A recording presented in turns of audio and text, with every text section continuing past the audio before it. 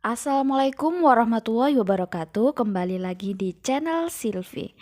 Di video kali ini kita akan membahas contoh soal IC UKKJ Guru Muda ke Guru Madya.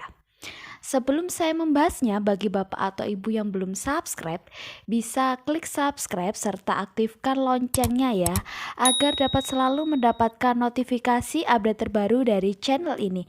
Bagi yang sudah subscribe, saya ucapkan terima kasih.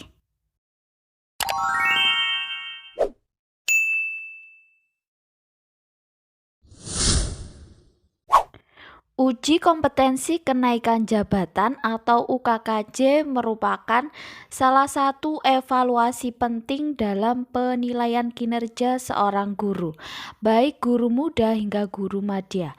Oleh karena itu, penting untuk mempelajari contoh soal IC UKKJ guru muda ke guru madya sebelum mengikuti tesnya ya. Bagi guru muda hingga guru madya, UKKJ menjadi momen penting untuk menguji kemampuan mereka dalam melaksanakan tugas profesional. Hal ini bertujuan untuk mengukur pemahaman dan penguasaan guru terhadap berbagai aspek pendidikan dan pengajaran.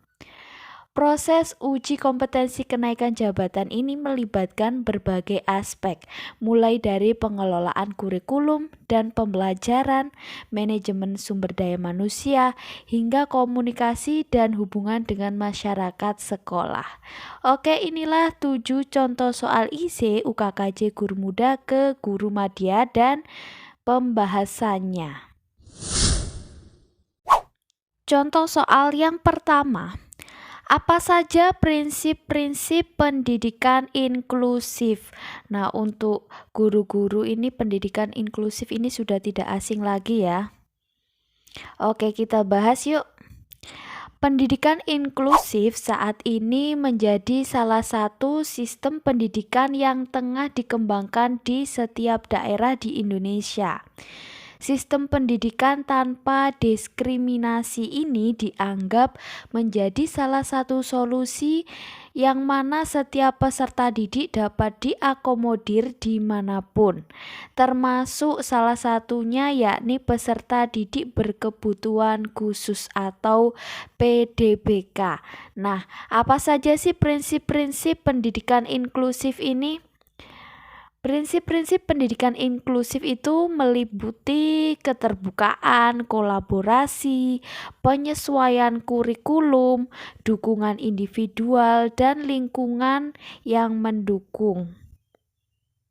Jadi, pendidikan untuk anak berkebutuhan khusus ini itu harus melibatkan lingkungan sekitarnya ya, siapa orang tuanya, siapa gurunya, semua itu harus terlibat. Dan siswa juga harus dilibatkan dalam pembuatan kontrak belajar atau aturan lainnya. Contoh soal yang kedua, sebutkan peran guru dalam pendidikan inklusif. Nah, pendidikan inklusif menjadi semakin relevan dalam konteks pendidikan di Indonesia, di mana setiap anak memiliki hak yang sama untuk mendapatkan akses ke pembelajaran berkualitas tanpa memandang latar belakang atau kondisi fisik maupun mental. Dalam upaya mencapai tujuan pendidikan inklusif, peran guru menjadi kunci utama. Jadi, peran guru dalam pendidikan inklusif ini adalah meliputi mengakomodasi semua siswa, bekerja sama dengan berbagai pihak, mengadaptasi kurikulum, memberikan dukungan personal, dan menciptakan lingkungan yang inklusif. Kenapa di setiap pendidikan inklusif ini harus tercipta lingkungan yang inklusif? Karena memang pada dasarnya mendidik anak ABK itu butuh ekstra ya, mulai dari lingkungan maupun sistem pembelajarannya. Yang utama itu menciptakan lingkungan terlebih dahulu sehingga membuat anak itu nyaman dengan pengajaran kita, dengan belajar kita. Barulah kita ke aspek-aspek yang lainnya. Jadi peran guru dalam pendidikan inklusif ini sangat penting sekali. Untuk soal yang ketiga, apa yang dimaksud dengan asesmen autentik? Nah, untuk menjawab soal UKKJIC yang seperti ini memang diperlukan pemahaman materi ya Bapak Ibu. Jadi Bapak Ibu harus sering-sering membaca apa itu pengertian-pengertian dari berbagai macam istilah-istilah dalam dunia pendidikan. Jadi, asesmen autentik itu adalah penilaian yang terkait dengan kehidupan nyata siswa, melibatkan siswa secara aktif, menggunakan berbagai metode penilaian, melibatkan pengamatan langsung, dan memberikan umpan balik kesempatan untuk merefleksikan hasil penilaian. Jadi, pengertian dari asesmen autentik itu adalah seperti itu ya Bapak Ibu, bisa untuk dipelajari dan dihafalkan. Soal IC yang keempat, jelaskan tujuan dari evaluasi kinerja guru. Nah, ini memang pertanyaan terlihat sepele, namun jika Bapak Ibu kurang memahami apa yang dimaksud dengan pertanyaan yang seperti ini, maka bisa jadi Bapak Ibu gagal dalam UKKJ ini. Terlihat sepele namun ternyata sangat berpengaruh juga untuk kelulusan UKKJ ini ya. Jadi tujuan dari evaluasi kinerja guru itu adalah untuk mengevaluasi kemampuan, pengetahuan, dan keterampilan guru dalam melaksanakan tugas profesional serta memberikan umpan balik untuk mengembangkan profesional.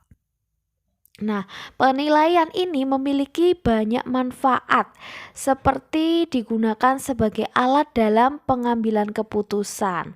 Oleh sebab itu, perlu diadakannya penilaian kinerja guru untuk bahan masukan ya, membuat susunan rencana pengembangan keprofesian selanjutnya. Meningkatkan dan mengembangkan kemampuan yang dimiliki oleh seorang guru. Jadi, adanya evaluasi kinerja guru ini menjadi sangat penting dalam karir kinerja guru itu sendiri. Lanjut ke contoh soal yang kelima. Apa yang dimaksud dengan pembelajaran berbasis proyek? Pembelajaran berbasis proyek adalah pendekatan pembelajaran yang melibatkan siswa dalam proyek nyata yang memungkinkan mereka menerapkan pengetahuan dan keterampilan dalam konteks yang relevan. Oke, penggunaan model pembelajaran proyek ini akan menjadikan siswa lebih aktif dan kreatif. Selain itu, metode ini menuntut siswa untuk dapat melakukan eksplorasi, penilaian, interpretasi, sintetis, dan informasi untuk menghasilkan berbagai bentuk hasil belajar. Jadi, yang dimaksud dengan pembelajaran berbasis proyek tersebut adalah tujuannya untuk membuat siswa lebih aktif dan kreatif. Soal yang keenam, sebutkan langkah-langkah proses perencanaan pembelajaran.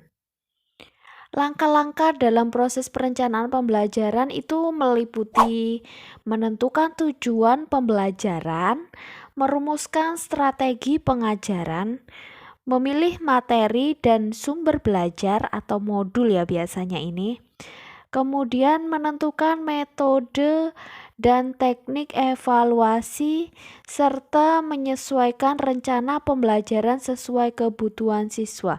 Jadi langkah-langkah dalam proses perencanaan pembelajaran adalah seperti itu ya.